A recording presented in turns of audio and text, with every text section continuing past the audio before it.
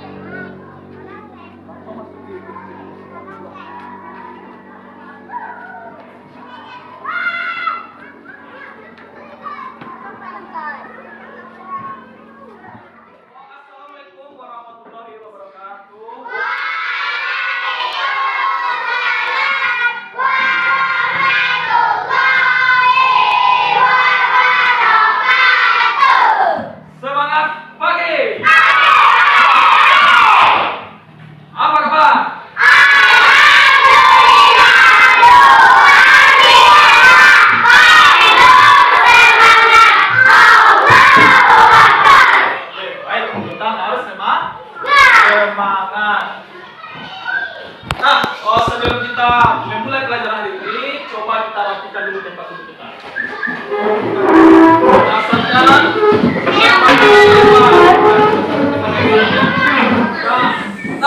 Siapa anak bapak yang datang lebih awal tadi? Coba pimpin doanya ke depan. Ayo.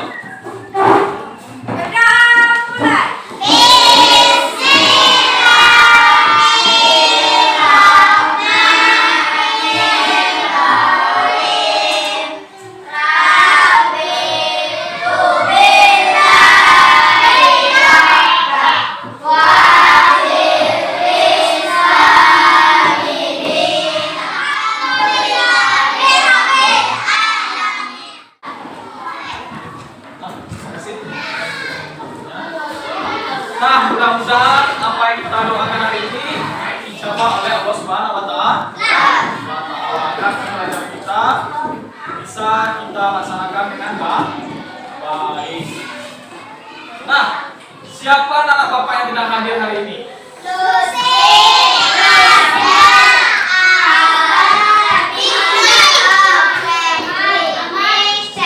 Banyak yang ingin karena hari hujan begini. Orang ini tidak datang ke sekolah. Nah, baik, sebelum kita lanjutkan pelajaran kita menyanyikan dulu lagu nasional. Iya, lagu nasional Indonesia, yaitu lagu Garuda Pancasila. Coba perhatikan ke depan, semuanya harus semangat ya.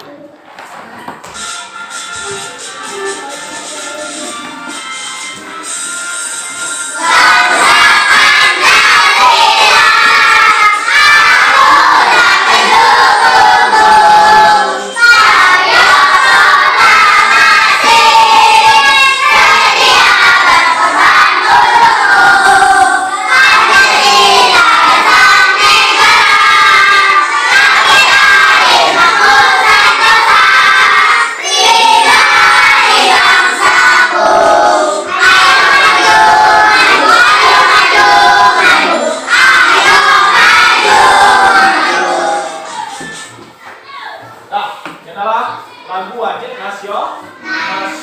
Ini adalah bukti kita secara nasionalisme. Kita menyanyikan lagu Garuda Pancasila.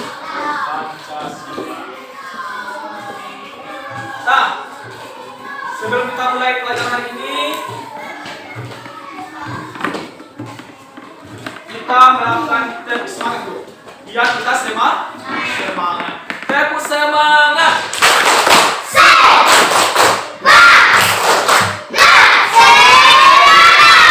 Satu lagi.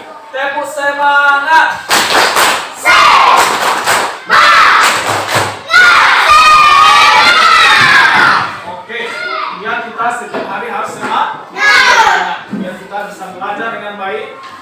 melaksanakan hari-hari kita dengan gembira. Nah, sebelum kita lanjutkan pelajaran kita hari ini, kita akan mengulang pelajaran kita minggu lalu. Nah, siapa antara Bapak yang bisa mengulang pelajaran kita minggu lalu? Pelajaran kita minggu lalu? Iya, Pancasila dan makna Pancasila. Ada berapa agama yang ada di Indonesia? 6. Bagus. Yang pertama apa?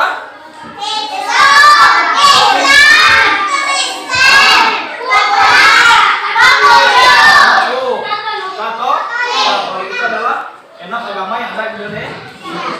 Selanjutnya kita belajar tentang apa lagi, Pak? Iya, jenis-jenis pekerjaan apa saja jenis pekerjaan yang ada sekitar kita? Apa lagi?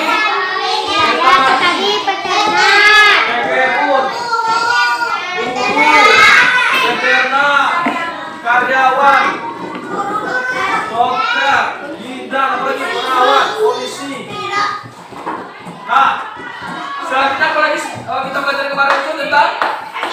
Iya, bagus, arsitek. Apa pekerjaan arsitek itu?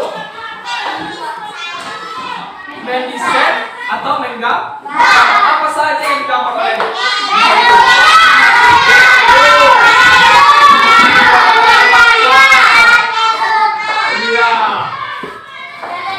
Jalan raya itu adalah dikerjakan oleh arsitek adalah menggambar dan mendesain. Nah, sekarang kita lanjutkan pelajaran kita yaitu pelajaran tema berapa? Tema tentang berbagai pekerjaan. Tema 4 berbagai pekerjaan, tema 2 pekerjaan kita. Bisa kita tuh pembelajaran 3. Nah, adapun tujuannya. Nah, tujuan kita pelajaran ini adalah yang pertama, setelah mengamati gambar pensil dan menggunakan teknologi dalam pembuatan pensil, pada tayangan poin-poin peserta didik dapat menganalisa dampak pemanfaatan teknologi bagi keseimbangan alam dan kelestarian sumber daya alam dengan tepat. Yang kedua, setelah mengamati video cara pembuatan pensil, peserta didik dapat menyajikan contoh penggunaan sumber daya alam dalam kehidupan sehari-hari dengan benar dan bertanggung jawab. Setelah membaca cerita, peserta didik dapat menyimpulkan unsur-unsur dalam cerita. Pesan moral, menggunakan pendapat pribadi dengan benar dan teliti. Setelah berdiskusi, peserta didik dapat menyajikan pendapat, unsur suatu cerita, pesan moral secara lisan dan tulisan dengan tepat. Nah, ini adalah tujuan dari pembelajaran kita. Nah, sekarang kita lanjutkan. Nah, ini dia. Nah, itu gambar apa? Gambar pensil. Ada buat pensilnya sekarang? Ada. Siapa yang buat pensil? Nah, ini adalah gambar pensil. Apa saja bahan yang terkandung di pensil ini? Kayu. Iya, ada warnanya, ada cat. Apa lagi? Terbuat dari apa dia? Ini dia. Ini. Proses pembuatan pensil itu yang pertama ada bubuk grafit dan kanan adonan grafit dan kanan liat. Adonan dibentuk menjadi isi pensil. Isi pensil dibakar selama 3 hari. Isi pensil dibalut dengan kayu dan dipotong. Dari mana berasal pensil ini? Dari kayu. Dari kayu. Lihat grafik. Iya. Maka penggunaan pensil ini harus kita hemat karena dia nanti akan merusak. Apa yang rusaknya? Alam. Kayu akan habis. Nah, sekarang kita perhatikan video tentang pembuatan pensil. Perhatikan ke depan anak Bapak.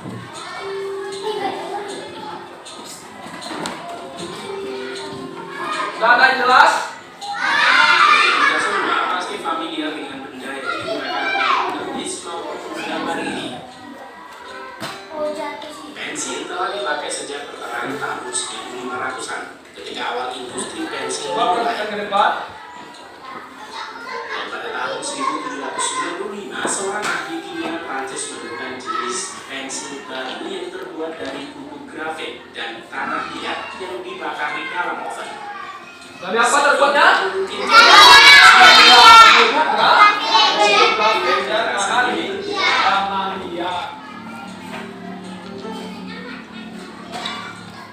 Pada video kali ini, rekayasa produksi akan mengajak kalian melihat proses pembuatan pensil di Jerman milik perusahaan Faber-Castell.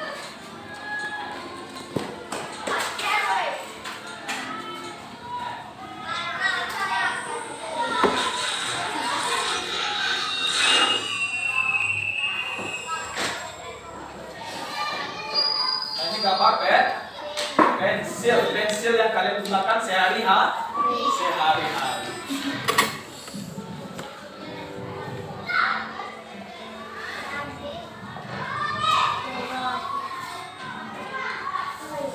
Ini merupakan proses pembuatan Walau ini pensil disebut dengan lead dalam bahasa Inggris yang artinya timah, namun inti pensil ini sebenarnya bukanlah timah, melainkan grafit.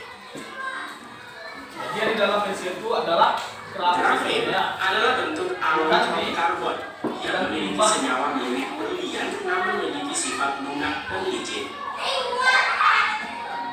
Grafit juga disebut sebagai timbal hitam.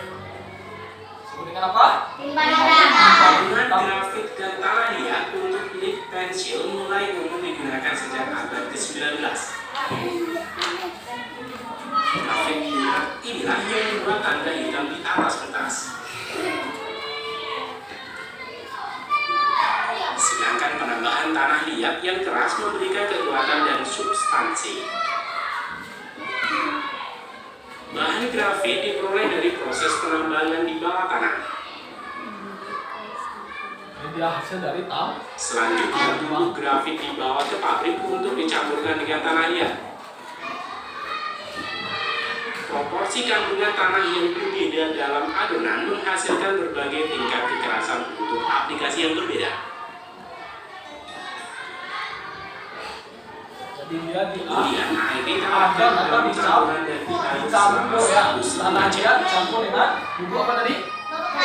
Iya. Adonan atau pasta grafit dan tanah liat diekstrusi melalui nozzle di bawah tekanan yang sangat tinggi, kira-kira 10 ton per Sudah sentimeter isi dari persegi. pensil dan dibalut oleh kayu. Lid yang keluar dari mesin ini masih memiliki sifat lunak dan fleksibel. Ya, kalau kita Sehingga bisa kita bisa selanjutnya pasta akan didinginkan selama 3,5 jam dalam oven listrik pada suhu 120 derajat Celcius. Untuk membuat lid cukup keras untuk digunakan, adonan dengan jumlah tanah liat yang lebih banyak harus dibakar selama 45 menit pada suhu sekitar 100 derajat Celcius. Setelah keluar dari oven, lid akan melalui proses uji abrasi untuk menunjukkan beberapa cepat lid akan aus saat digunakan. Lihatlah perbedaan yang sangat jelas antara tingkatan lid. Ada 16 tingkatan lid yang dimulai dari kode 8B sampai 6A. B adalah singkatan dari black atau hitam dengan proporsi grafit yang lebih tinggi, dan H yang berarti hard atau keras mengandung lebih banyak tanah liat yang membuatnya lebih keras dan pucat. Semua bahan dipantau secara terus-menerus untuk memastikan bahan terhindar dari zat berbahaya. Sebuah lid dinyatakan berkualitas baik apabila memiliki kekerasan rata-rata AB yang tahan berat lebih dari 2 kg tanpa putus. Setelah mendapatkan lid yang sesuai, selanjutnya adalah proses pembuatan badan pensil untuk pegangan dan melindungi lid atau inti pensil. Dibuat pada pensil itu dari apa? Kayu yang digunakan berasal dari kayu celang. Langkah pertama adalah bekerja memasukkan kayu-kayu ini melalui roda pemotong raksasa. Iya, kayunya harus khusus buat pensil. Gergaji ini akan mengukir alur yang akan menjadikan saluran di tengah pensil untuk tempat lid. Kemudian mesin berikutnya mengisi alur dengan lem. Lem ini memiliki formulasi khusus yang sedikit elastis sehingga dapat melindungi lid untuk meminimalisir kemungkinan lid pecah di dalam saluran. Selanjutnya, satu persatu roda logam menempatkan lid di alurnya, yang selanjutnya ditutup dengan lapisan kayu lain sehingga lid tertutup. Nanti ini semuanya menggunakan Setelah tiba di mesin ini, dengan otomatis akan membalik masing-masing slide, melintaskan aplikator rem, lalu menjatuhkannya ke struktur timba di balik jalan lainnya. Kemudian sebuah bola mengemas sandwich bersama dengan tekanan 1 ton penuh. Hal ini bertujuan untuk menempatkan mereka selama 1 jam hingga 6 menit. Kemudian lapisan kayu ini menuju mesin garing yang akan memotongnya menjadi pensil. Mesin ini juga akan menimbulkan pensil menjadi bulat, heksagonal, atau segitiga tergantung dengan jenisnya. Satu sandwich menghasilkan hingga 10 pensil. Selanjutnya, pekerja memindahkan pensil ini menuju mesin pengecekan. Satu persatu pensil ditambahkan lalu alat ini disebut dengan kepala furnace. Di mana mesin ini akan melapaskan cat kayu berwarna hijau yang akan membunyikan serat kayu dan menjadikan warna permukaan Faber-Castell. Selanjutnya, pensil menuju ke mesin stamping yang akan memberikan pensil ini delimitasi. Mesin ini bekerja dengan kecepatan 500 pensil per menit yang mencengangkan.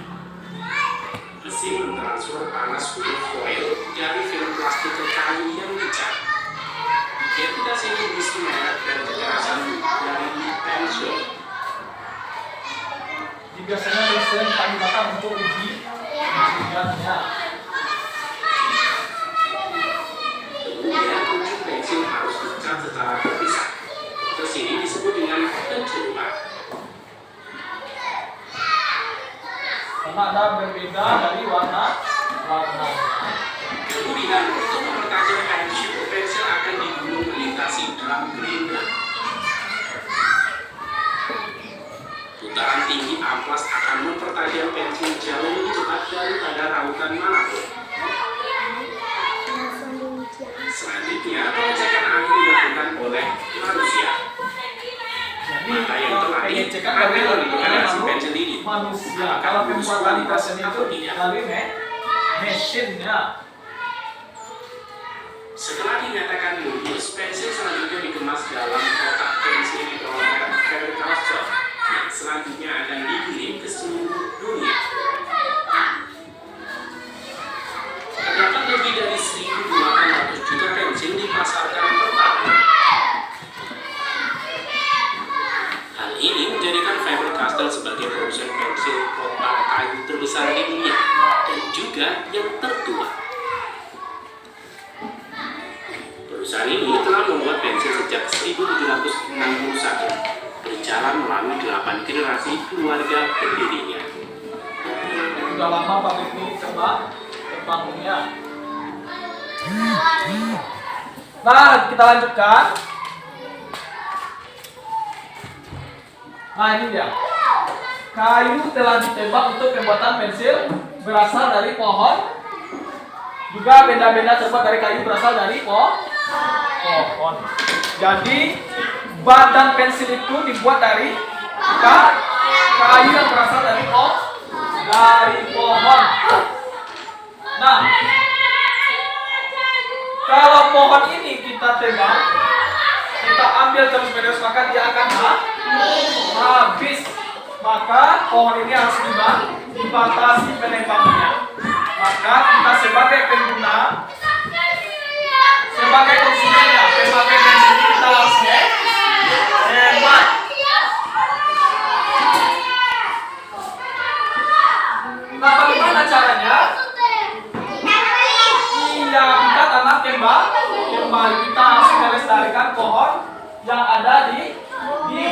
dan bijak.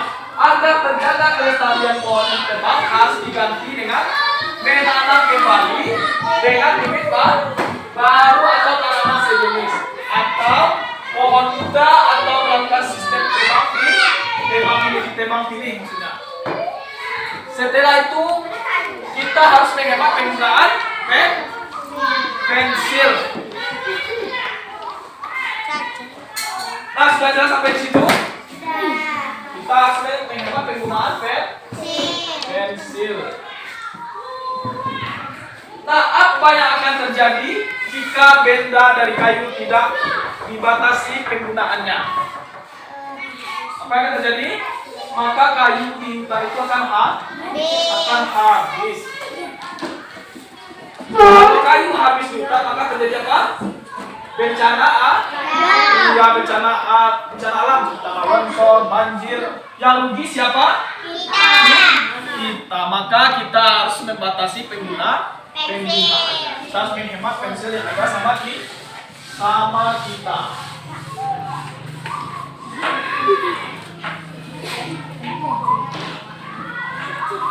Nah, ini beberapa usaha atau cara melestarikan sumber daya alam. Yang pertama, penebangan pohon dengan sistem tebang pilih dan menanam 10 pohon baru untuk setiap satu pohon yang ditebang. Yang kedua, memahami kembali hutan-hutan yang gundul atau dilakukan dengan cara reboisasi, penanaman kembali. Yang ketiga, mencegah pemburuan liar dan menetapkan aturan tentang larangan memburu hewan dan tumbuhan langka. Yang keempat, membuat suaka marga satwa agar alam hutan lindung dan sebagainya menjadi. Yang kelima, menjaga kesuburan tanah dengan cara pemupukan kandang maupun buatan. Pembuatan sekedar atau terasering dan sistem tanam tumpang sari.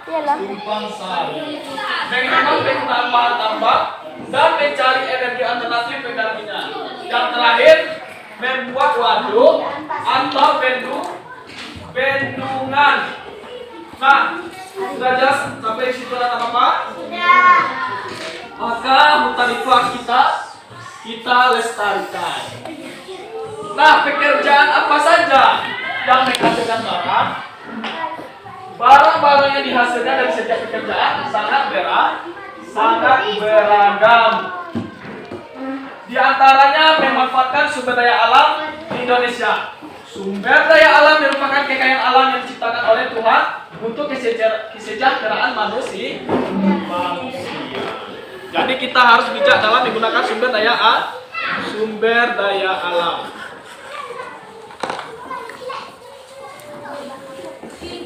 Nah, kita lakukan tentang siapa itu Pak Wedi? Kepala sekolah. Apa pekerjaannya sebagai kepala sekolah? Jadi Bapak Wedi ini adalah kepala sekolah Cemara di pelosok Kabupaten Gerobogan. Nah, Pak Wedi ini senang melihat murid-muridnya dapat belajar dan bermain bersama tanpa mempersoalkan asal-usul semua unik baik maupun kecerdasannya. Sudin merupakan penduduk asli Gerobogan. Dia anak seorang suka membaca, berdiri pandai dan berpidato. Pak Weli ingin Sudin memperoleh pengalaman berharga melalui lomba pidato. Nah, Bapak Weli ini memperjuangkan Sudin untuk mengikuti lomba berpidato. Nah, oke, baik anak Bapak. Sekarang kita melakukan belajar kelompok ya. Kita belajar secara dalam kelompok. Sekarang duduk sesuai dengan kelompok belajar masing-masing. Satu ini kelompok 2. Ini kelompok 3 ya.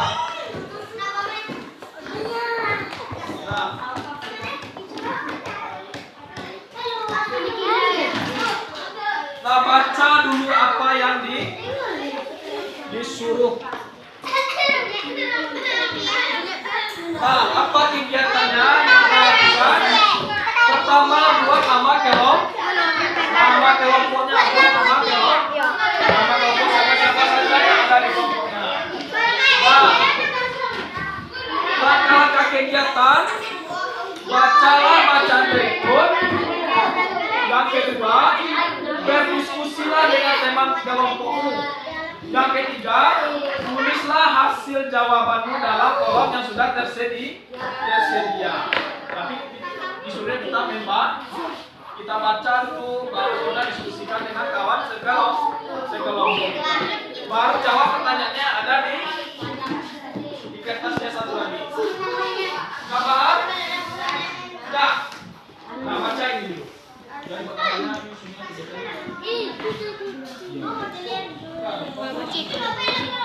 jawabannya itu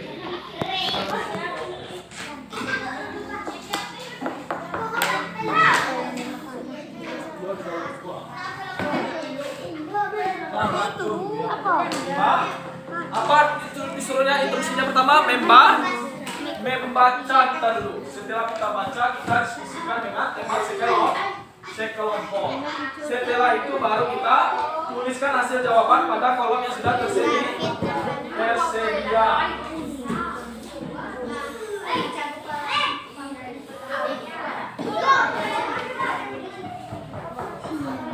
Sudah baca dulu, baca baru didiskusikan baru isi dan itu.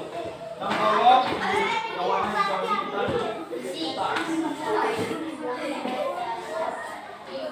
pokoknya semuanya bekerja.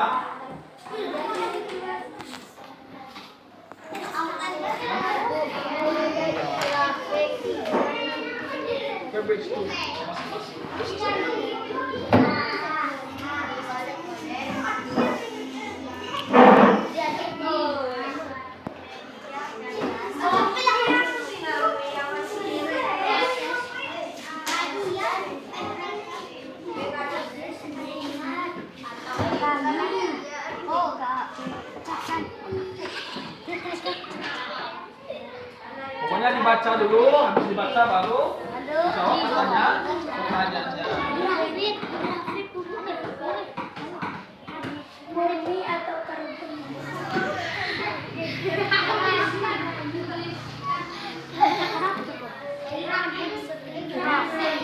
Baca dulu.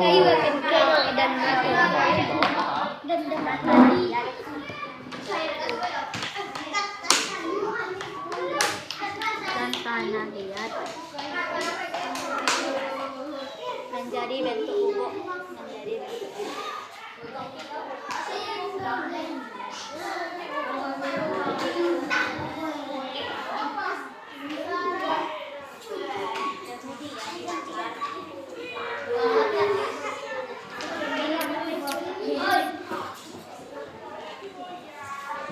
selama kurang lebih 3 Udah selesai? Nanti selesai kita tampilkan ke depan kelas. Kita presentasikan.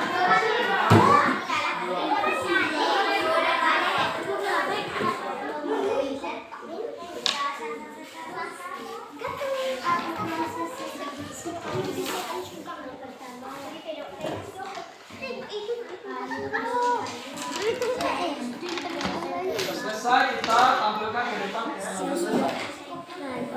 sekitar dan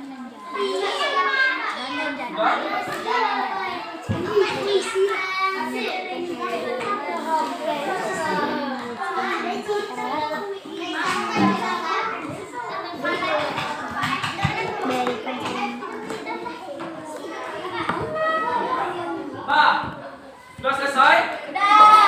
Sudah. Sekarang kelompok 2 akan mempresentasikannya ke depan. Silakan kelompok 2.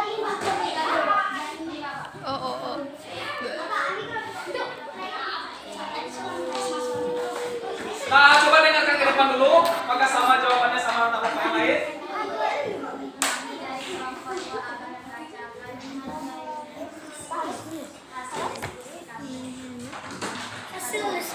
berdasarkan teks bacaan di atas cerita proses dan keluarkan teks dalam apa ya?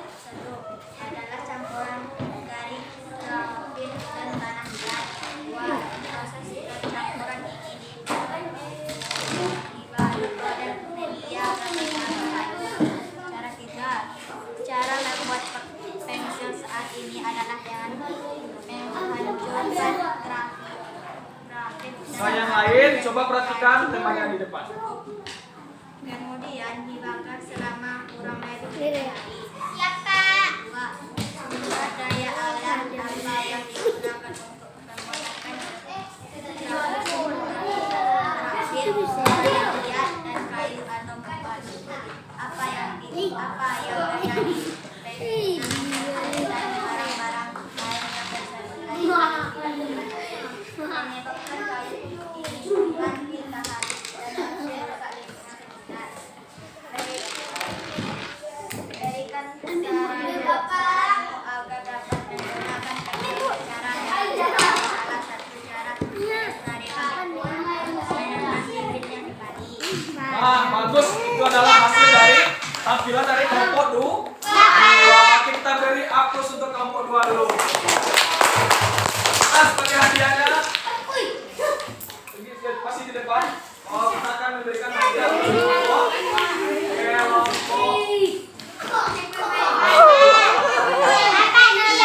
ini adalah dari kelompok. Nah, sekarang kita sudah melaksanakan diskusi kelompok. Sekarang dikumpulkan lagi hasil dari diskusi kelompoknya masing-masing. Nah, itulah hasil dari diskusi kelompok kita sudah dipresentasikan oleh kelompok 2. Sekarang duduk lagi ke tempatnya masing-masing. Nah, tadi kita sudah melaksanakan diskusi kelompok. Siapa anak bapak yang bisa menyimpulkan pelajaran hari ini? Iya, tentang pembuatan pensil. Apa saja bahan pembuatan pensil itu tadi? Kayu.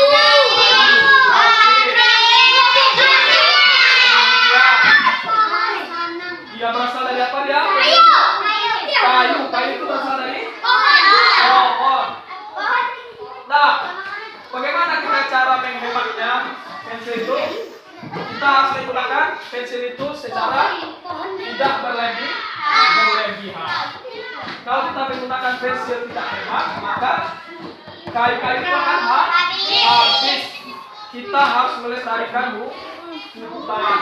Kayu hutan itu tidak boleh kita tebang sembarangan. Ada jelas sampai di situ? Nah, sekarang kita melaksanakan apa lagi? Evaluasi lagi ya. Soalnya hanya 5. Soalnya segini. Berapa soalnya? 5.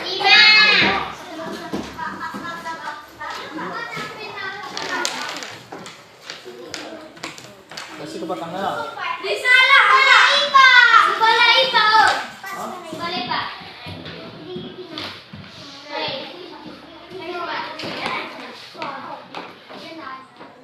Bekerja sendiri.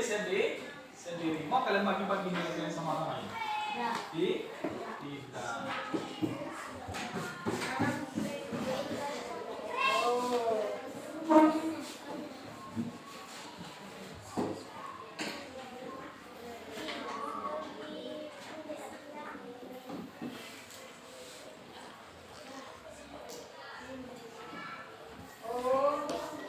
Kerjakan dulu, kerjakan.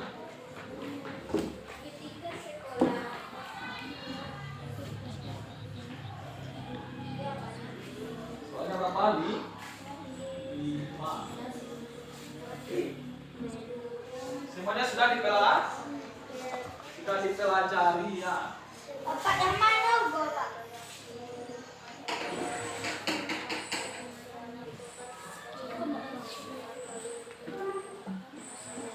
Semua soalnya sudah kita pelajari. Kalau kita perhatikan ke depan pasti kita tahu berapa.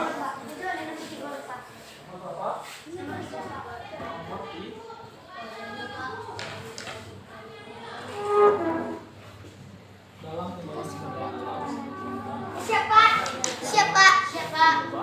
Bapak. sortir warung yang memasarkan. Hal itu menunjukkan bahwa setiap pekerjaan di bidang itu adalah saling Balas ya Pak. Udah siap?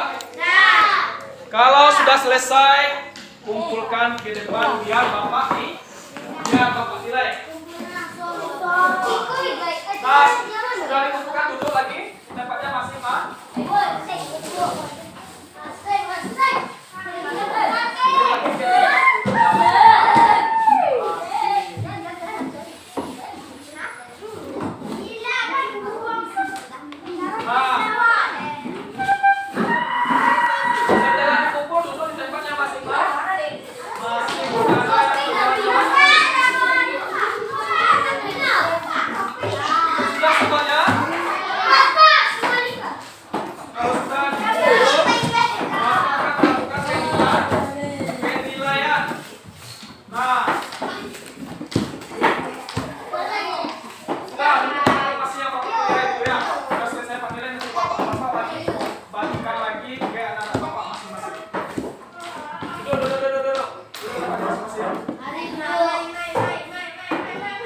Sudah? Oh, semuanya sudah mengerjakan latihan atau evaluasi yang sudah Bapak berikan. Ini akan Bapak nilai dan nanti Bapak bagikan. Nah, sebaik anak-anak Bapak, sebelum kita mengakhiri pelajaran kita hari ini, kita akan menyimpulkan pelajaran kita hari ini. Nah, ini dia pelajaran kita hari ini. Jika penggunaan sumber daya kayu untuk pensil dan untuk kebutuhan lainnya tidak dibatasi, maka akan terjadi apa yang terjadi? Hutan akan habis. Semakin sulit mendapatkan oksigen. Oksigen itu kita akan susah kenapa tidak ada sumber daya untuk manusia.